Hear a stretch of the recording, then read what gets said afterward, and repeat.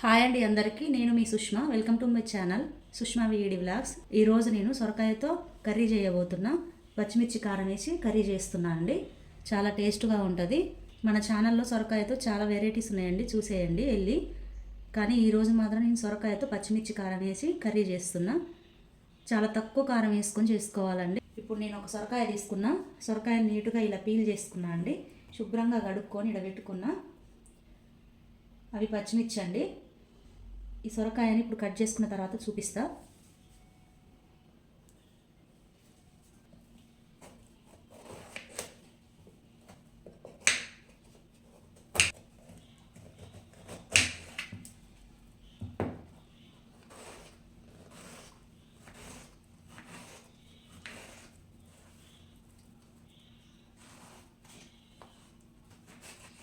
ఇలా చిన్న చిన్నగా కట్ చేసుకోవాలండి.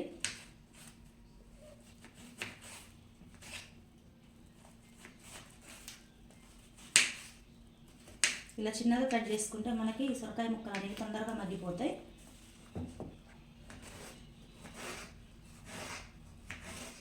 మా ఇంట్లో సొరకాయ కర్రీ అంటే చాలా ఇష్టం అండి. మా పిల్లలకి మాకు మేము చాలా ఇష్టంగా తింటాం. మా బావ అయితే ఇంకా చాలా ఇష్టంగా తింటాడు. మీలో ఎంతమందికి సొరకాయ కర్రీ అంటే ఇష్టం ఉందో నాకు తప్పకుండా కామెంట్ చేయండి.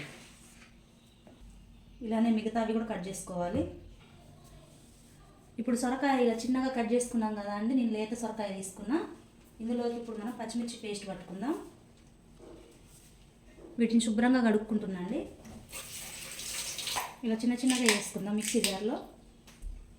పచ్చిమిర్చి మన టేస్ట్కి తగినన్ని వేసుకోవచ్చండి. ఇప్పుడు ఇందులో కొంచెం జీలకర్ర, కొంచెం రాక్ సాల్ట్, దీన్ని మిక్సీ పట్టుకుందాం. ఇప్పుడు పచ్చిమిర్చి ఇలా మిక్సీ పట్టుకోవాలి. ఇప్పుడు దీన్ని పక్కన పెట్టేసుకుందాం. ఇప్పుడు పోపు వేసుకుందామండి సొరకాయ కూరకి. కళాయి బాగా వేడైందండి. ఇందులో ఆయిల్ పోసుకుందాం. ఆయిల్ బాగా వేడైందండి. ఇందులో కొంచెం జీలకర్ర, కొన్ని ఆవాలు,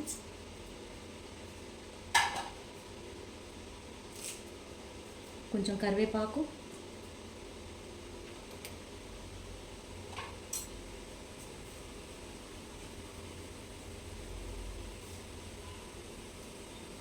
కొంచెం పసుపు,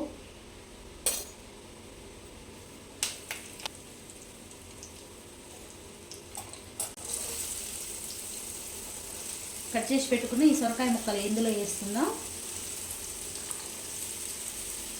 ఇందులో సాల్ట్ వేసుకున్నామండి, తొందరగా మగ్గిపోతాయి. మనం పచ్చిమిర్చి పేస్ట్లు వేసుకున్నాం కాబట్టి చూసుకొని వేసుకోండి.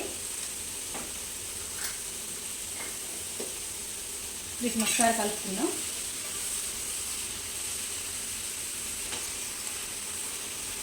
మనం వేసిన సాల్ట్ అంతా ఈ ముక్కలకు పట్టేటట్టు కలుపుకోవాలి.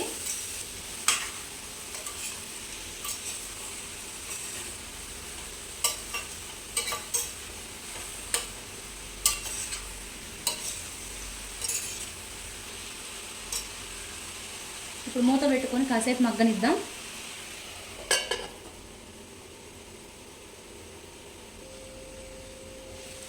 ఒకసారి చూసుకొని ఇలా మధ్య మధ్యలో కలుపుకుందామండి.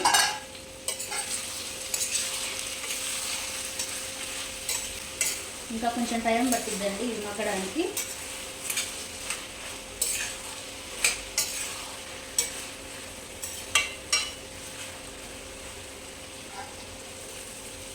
కాసేపు మగ్గనిద్దాం.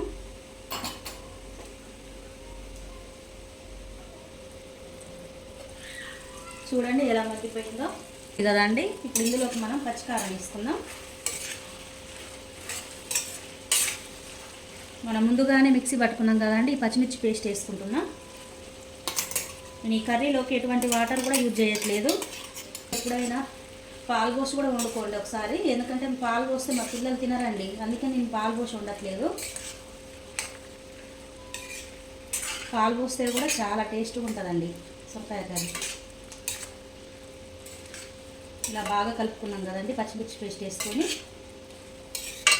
మొత్తం కలిసేటట్టు ఇలా కలుపుకోవాలి కదండి. ఇప్పుడు మూత పెట్టుకొని ఈ పచ్చిమిర్చి పేస్ట్ది పచ్చివాసన అంతా పోయేదాకా ఉంచుకోవాలి. ఈ సొరకాయ మొత్తం మగ్గిపోవాలి.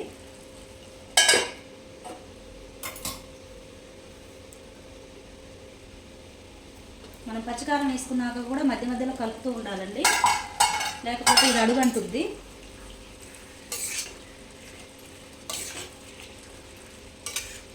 చూడండి ఎలా ఉందో, చాలా కలర్ఫుల్గా ఉంది కదా సొరకాయ కర్రీ. ఇంతే అండి, చాలా సింపుల్గా తయారు చేసుకోవచ్చు. దీంట్లో పెద్ద కష్టం కూడా ఏమి ఉండదండి. కాసేపు ఉంచుకుందాం.